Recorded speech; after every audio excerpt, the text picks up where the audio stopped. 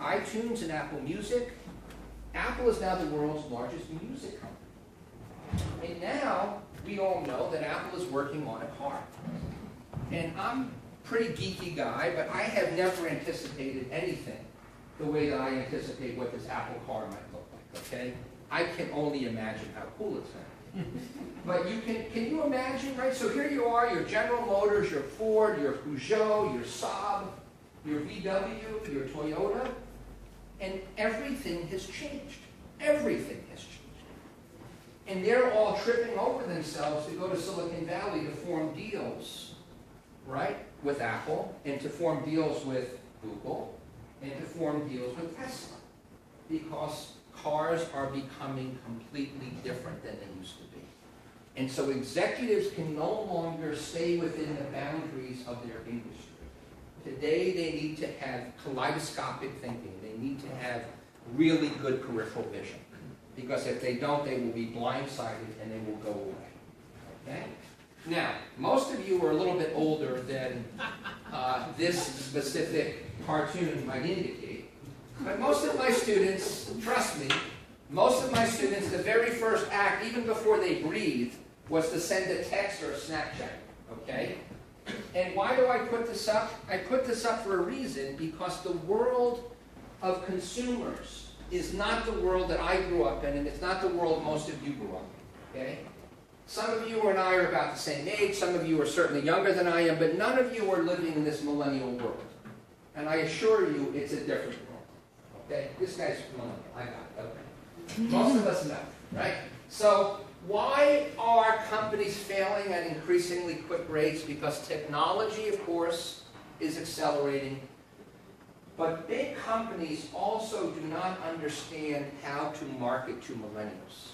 They don't understand that everything has changed in the way that you communicate with, the way that you connect with millennials. So the FT published their annual brand ranking just a couple of days ago. I actually grabbed it on the plane on the way across when I flew over 2 days ago. So who are the top 3 brands in the world today? Coca-Cola used to be, right? Where do you think Coca-Cola sits today? Coca-Cola is now 13th in the world, okay? Coca-Cola has, like Mark Knopfler said, they fell like a brick, right? Why? Because global health trends do not work in favor of Coca-Cola. The world is at war with sugary soft drinks. And Coca-Cola, I guarantee, will never climb the charts again. There's only one direction for them. It's down on this chart, okay? It's down. So who is the #1 brand in the world? Who? Well, Apple was last year, but who? Apple and another vendor go back and forth every year. Samsung. It's Google, okay? So Google has the highest brand value in the world, followed by Apple, followed by Microsoft, followed by AT&T, followed by Facebook, followed by Amazon. Okay? Samsung, let's see, where is Samsung on this list? Samsung has really struggled lately, right? Samsung had a couple of very good years, and then now it's increasing very low. yeah, their no phone is very hard. Believe it or not, I'm looking at the top 47. Oh, they're 48th. Samsung is 48th, okay? Just FYI. I mean, I don't make these rules, I just read them, right? The reason is that Samsung is free. You can use the technology of Samsung for free. Apple, you must pay. Sure. Well, Samsung has subscribed to open source, of course, right? But again, they're not that highly ranked for a variety of reasons, okay? So this is what is important to understand as you go back to your day jobs, okay? In that 10-year decade between 1973 and 1983, about 35% of all Fortune 1000 companies went away. Today, that number is doubling in the last 10 years, okay? Now, is that scary? Because if it's not, it should be, okay? You should be very afraid by this statistic, okay? Why? Because it's getting harder to run a business than it's ever been. The average tenure of a CEO about 20 years ago was 10 years. The average tenure of a CEO today is about 3 or 4 years. Okay? Now, there are great exceptions, of course, but in most companies, in most industries, you have the corner office, you don't own it, you rent it. And you're under immense pressure from the day that you get your CEO title. Okay? Between all of the outside disruption coming at you, all of the corporate activists that are trying to hold you more accountable than ever before. So, back when my grandparents emigrated from Italy through Ellis Island and settled in Brooklyn and Boston, it was the era of manufacturing. And for 60 years, the great companies in the world were the great manufacturing companies, okay? That was a long run. 60 years is a long time. And then, as the world started getting more global, we transitioned into the second era, the era of distribution. So companies that were very skilled, very competent at distribution, happened to be the ones that were the most successful, most profitable companies on the planet. But what you'll notice is that era was about half the length of the era before it. And then, with the advent of the personal computer, which was founded in the mid-1980s in Silicon Valley, we entered into the era of information. And that then was only 20 years, so that shrank by a significant amount compared to the prior era. And then with the advent of the social web and interactive web and social media, we're now in the age of the empowered customer. And this is where everything changes, because companies have been about control. Companies would tell you only what you needed to do. If negative reviews were being shared, companies could do things to keep them quiet. They can put a lid on them. But in the era of social media, if a company delivers a bad product, the world knows about it in about 30 seconds. Okay? And so this is a very difficult thing. Companies are about control. But you have to give up control to connect with millennials and to connect with people in the social media. You have to be there to facilitate relationships and lead them to decisions, but not force those decisions on them. And I'm not just talking about business to consumer stuff, fickle stuff. I'm talking about business to business, right? So today, I am now, in addition to being a professor at Hult, I am full-time Chief Marketing and Strategy Officer of an advanced data storage startup, a company that was born in Tel Aviv, Israel, and a company that today, we just moved our headquarters to San Francisco. Okay? So I got 2 jobs. Okay? And in that job, I am trying to help my colleagues unlearn everything they've learned in the last 50 years about marketing to businesses. And we are taking inspiration from Slack and Facebook and Twitter, and we're using social media and digital marketing as a way to get to our customers. Okay, we've raised $60 million in venture capital. I have 33 Hult students right now working for me as interns. So imagine I'm part of the leadership team of a startup with less than 60 employees, and I've got 33 Hult students leveraging the talent of our company in Israel and the United States. Okay? And leveraging their incredible knowledge and experience and their creativity and their youthful energy. Okay? That's the way that you think about building the company. You bring in all the brain power that you can handle. Okay? And because they are digital natives, they are very current with these techniques. And so they bring ideas to the table that people that have more experience just don't know. Okay? Now, anybody know this little device? Anybody ever own one of these guys? No? Back in the day, this was a hell of an invention. It was a high-def video camera that gave you capacity to store 1 hour's worth of high-def video. And it was a one-button push. Your grandmother could have figured it out. Even my grandmother could have figured it out. That's saying something, right?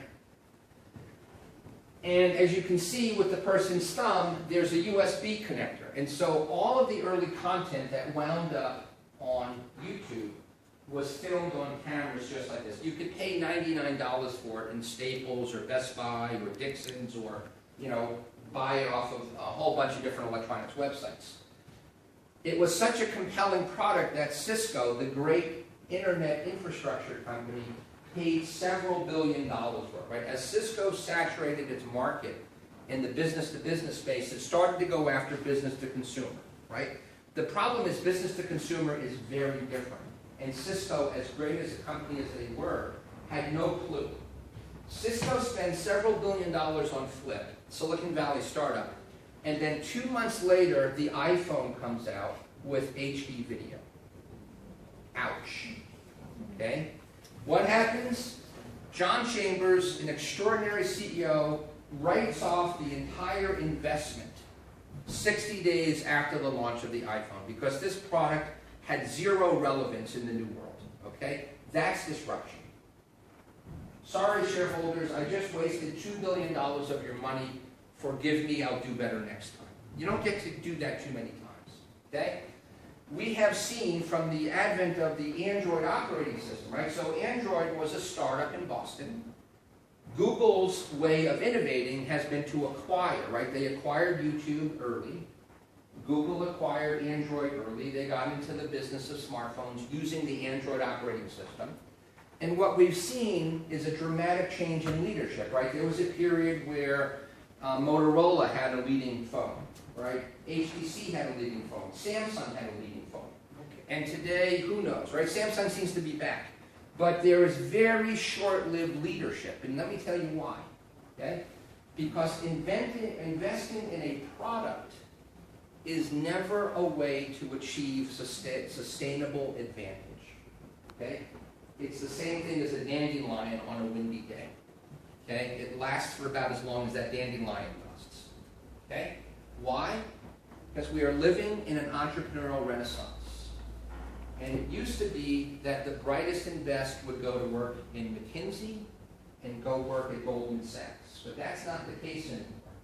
The best and brightest, like Kate, start their own ventures. Okay? The best and brightest no longer want to work for the man. They want to go be the man or be the woman. They don't have the patience to spend 30 years earning their way to the corner office. They want to drive decision-making today. Okay? And this is not an American phenomenon, this is a global phenomenon. And so the bottom line is, Silicon Valley, yes, there is a zip code for Palo Alto, California. Yes, it exists. I lived there for many years. But increasingly, Silicon Valley is a mindset. It is a way of being in the world. It is about many, many things. But at the core of it, it's about lifelong learning and about getting shit done. Okay? And not waiting for your corporate compliance officer to give you permission to do that. It's about just doing it and doing it fast before everyone else does. Okay? So in this global entrepreneurial renaissance, even here in Europe, we've seen some unicorns. Okay? And what is a unicorn? Unicorn is a startup that has been ascribed a valuation of at least $1 billion by venture capitalists. Okay? Nobody ever imagined that we could see that kind of entrepreneurial output here in Europe. Okay? It's happening everywhere. Okay? And so we are undergoing a revolution. Okay? And it's a digital revolution increasingly. And I don't care, again, if you're in manufacturing. Obviously, banking is being disrupted by fintech. There's all kinds of energy startups that are underway. Biotech is completely disrupting pharma. Right? And of course, the great revolutionary Che Guevara said that revolution is not an apple that falls when it's ripe, you have to make it fall. So 2 years ago, almost to the day, I was here on this campus, and I wandered out at lunchtime, and I had the opportunity to take a photo of this scene.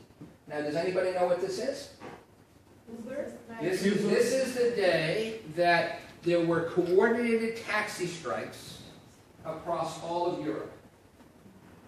Munich and Milan, Bonn and Berlin and Barcelona, okay, London and Lisbon, taxi strikes. And so this is, of course, the way that the British strike. It's a very proper strike. It's a very noble strike, okay? There's no real, craziness going on. Now this is the way that the French strike, okay? The French bring a slightly different attitude to their strikes, okay? They turn over cars, they light bonfires, they grab Uber drivers, they beat them senseless, they take them hostage. A little bit more Latin blood going there, a little bit more emotion, but it's the same thing. Now here's the irony in this story. Guess who was the biggest beneficiary of this strike? Uber. Why do you think? It was just like the great American buffoon Donald Trump has been getting insane amounts of advertising because of his buffoonery. Okay? Trump has earned billions of dollars of free advertising because the media is so transfixed by his idiocy that they want to cover his every utterance, okay? Uber, yes, they got free advertising, but far more than that. So remember, we don't take taxis because we have nothing else to do. We take a taxi because we have somewhere to go. So if your London black taxi driver is smoking a cigarette and drinking a pint of Guinness in Trafalgar Square, and you need to go to a business meeting, or you need to get to the airport, or you need to go pick up your relatives, you're going to say, okay, I guess I'm going to use Uber today. And let me tell you, you know what happened on that very day? Uber got 1 million new customers. 1 million new customers, okay? Now, tell me that's not amazing, okay? That's I think it's a correct way to make a start, because Uber and taxi have a different service. Of course. And taxi have every reason to make a strike. Yeah, but in the end, they give themselves. That's the point. Well, so listen, we can argue about whether Uber should or should not exist, but I will tell you today, right, now we saw what happened yesterday, the French, right, they convicted Uber of criminal charges, right? It is a crime to operate Uber within the country of France, and they fined the company 500 million euros, and they fined the two executives 20,000 and 30,000 euros, right? And this is by far the most serious attack on Uber. Now remember, Uber is being fought. There's a revolution underway, and the taxi industry is at war with Uber in pretty much every city around the world, okay?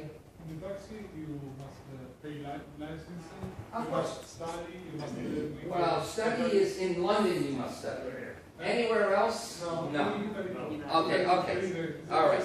I understand, but here's what I'm going to say, and then we're going to move forward, okay? I travel 200 days a year, okay? Okay, I know you like the taxis, I got it. Okay? You must own, do you own a taxi business? Someone in your family in a taxi business? Okay, all right. So here's what I'm going to say, okay? Here's the bottom line for me, okay? I travel 200 days a year. Now travel, can be okay. The very worst part of the travel experience for me was always the taxi. Always. Because one, first of all, let's look at the car.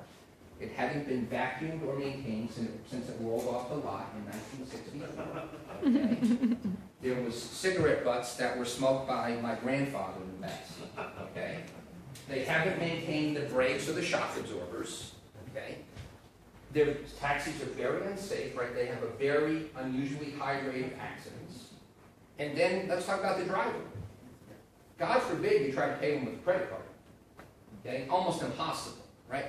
So all Uber and Lyft and Didi and Ola and Get Taxi and Share Ride and every one of these people have done is they understand that people want more service. And they're delivering it to them. Now I'm not going to debate with you whether it's right or wrong. But what I'm going to tell you is when the genie comes out of the lamp, you can't put it back in. Genie's out of the lamp, right? So in Chicago, the mayor of Chicago was a man by the name of Rahm Emanuel. You guys know who Rahm Emanuel was? You know what his job was before he was the mayor of Chicago? No. He was Obama's chief of staff. Fairly important guy. Okay. Anybody ever watch the HBO show Entourage? Anybody know Entourage? You know the guy that played Ari? The most successful agent in Hollywood, that's Ari Emanuel. That's Rahm Emanuel's brother. They're a pretty powerful family. So Rahm Emanuel resigns his post from the Obama administration after the first administration is over, and he goes to Chicago, and he says, okay, I'm now the mayor of Chicago. Uber decides to come into town, and what does Rahm Emanuel do? He says, no Uber in my town. I'm going to protect the taxis. And then 250,000 tweets later, Chicago citizens have let Mr. Emanuel know in no uncertain terms that they want their Uber. And in about 2 weeks, Mr. Emanuel folds like a house of cards and says, the people of Chicago have spoken. We love Uber. Okay? So Uber knows that it's in for a battle in every city with the taxi unions. But they also know that people will ultimately decide whether they stay in a city or a country or not. Okay? And so the people want Uber. The people want Get Taxi. The people want Uber. The people want Eat. This is the revolution. Okay? So revolution is impossible, said Thomas Jefferson, until it is inevitable. And nobody could have ever imagined that you could challenge the taxi industry until Travis Kalanick, who is a tough dude, decided he would do it. Now, there are very few human beings that could be getting sued by 100 countries around the world and sleep like a baby at night. Travis is that guy, okay? I couldn't do it. I guarantee almost no one that you never know could do that. He's the perfect CEO for that company, okay? So for a few years, I was involved, they've invested in some of my startups, but I also worked there as an entrepreneur in residence. This is Highland Capital Partners. It's an institutional venture capitalist, offices in Switzerland, offices in San Francisco. And Robert being one of the managing directors said very true. I think that historically the venture capitalist core is going to be back to new technology. Where we succeed is going to be back to new technology. So we all lived through waves of disruption. We saw Kodak, the Polaroid, disappear off the face of the earth. We saw Napster come in and decimate the music industry. The music industry has never recovered from the disruptive force of peer-to-peer piracy. Steve Jobs then created iTunes plus iPhone as a way to give people some level of incentive to actually feel good about buying music, because you have to buy a full album. You can buy one song. It was a lot easier to consume music by the song than it was by the album. And so, but if we look at the profit of the entire music industry, if we look at many of the great music labels in Canada, musicians don't make money anymore on their albums. Musicians make money by going on tour. And that's why you see all of these music festivals. And that's why you see your favorite performers touring summer after summer after summer. Because they're making nothing on the album. The album is a premium. The tours are where they make money. Today, we heard that we've got people in pharma, we've got people in retail, we've got people in finance, right? And all of your industries, fintech is being disrupted by blockchain and Bitcoin and peer-to-peer lending, for example, okay? And then we have this new thing called the sharing economy that is becoming an increasingly powerful business model that is disrupting everything in its path, okay? And once again, the very quotable Jack Welch, always good advice: if you don't have a competitive advantage, then don't compete, right? Pretty good advice, okay? Now, there's a lot of books on innovation, okay? Let me tell you. There's thousands of books that have the word innovation in their title. Most of them are not worth the paper they're printed on, okay? But if I was to net it out for you, I would say the following. Just like Confucius, study the past if you want to define the future, okay? Here's the great paradox, right? What I find so remarkable is how often conventional wisdom about management is completely wrong. So most companies, right? So this chart is showing the various areas where companies invest to achieve competitive advantage, to innovate. The vast majority of companies invest